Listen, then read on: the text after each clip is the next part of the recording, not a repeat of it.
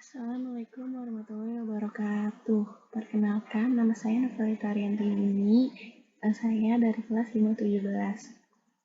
Di sini, saya akan membawakan presentasi dari mata kuliah Manajemen Risiko dengan judul Manajemen Dini dan Jenis Risiko Utama yang Dihadapi Sebuah Perusahaan.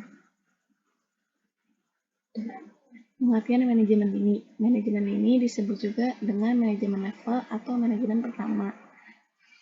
Dapat diidentifikasikan sebagai penghubung antara tingkatan manajemen dan para pekerja.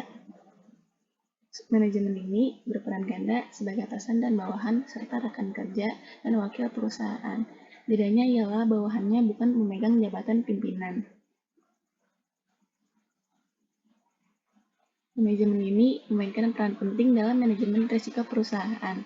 Hal ini karena manajemen lini atau unit-unit lini memiliki kontak-kontak terdekat dengan para pelanggan dan pemasok, sehingga efektivitas mereka dalam mengatasi permasalahan risiko bukan hanya berdampak pada pengurangan potensi kerugian, tapi juga pada reputasi perusahaan secara keseluruhan.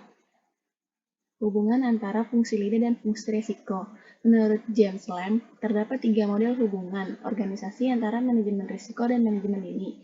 Yang pertama ialah penyerangan versus pertahanan, kebijakan dan pembuatan kebijakan, serta kemitraan. Berbagai hambatan dalam menyelaraskan hubungan manajemen risiko dan lini.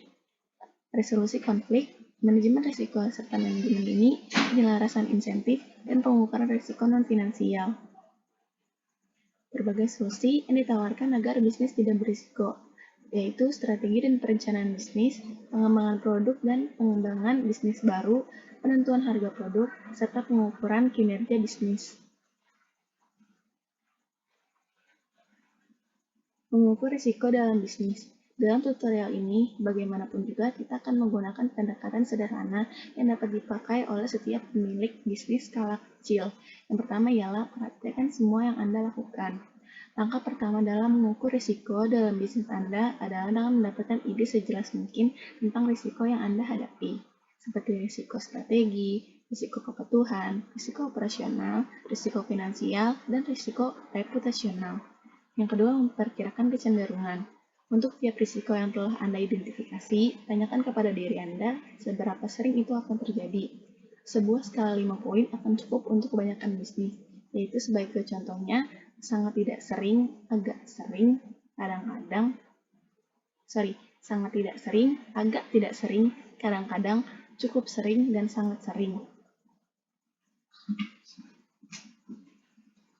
Yang ketiga, memperkirakan dampak. Setelah Anda memutuskan seberapa sering tiap kejadian, langkah berikutnya adalah memperkirakan dampaknya, seperti dampak minimum, dampak rendah, dampak medium, dampak tinggi, dan dampak berbahaya. Membuat papan skor risiko. Pada tahap ini, Anda akan mempunyai daftar risiko spesifik yang dapat mempengaruhi perusahaan Anda, dan 2 skor di sebelah masing-masing. Daftar yaitu 1 untuk kecenderungan dan 1 untuk dampaknya. Langkah berikutnya yaitu dengan memutuskan sebuah rencana untuk menghadapi tiap risiko. Sekian presentasi dari saya, kurang lebihnya mohon maaf. Assalamualaikum warahmatullahi wabarakatuh.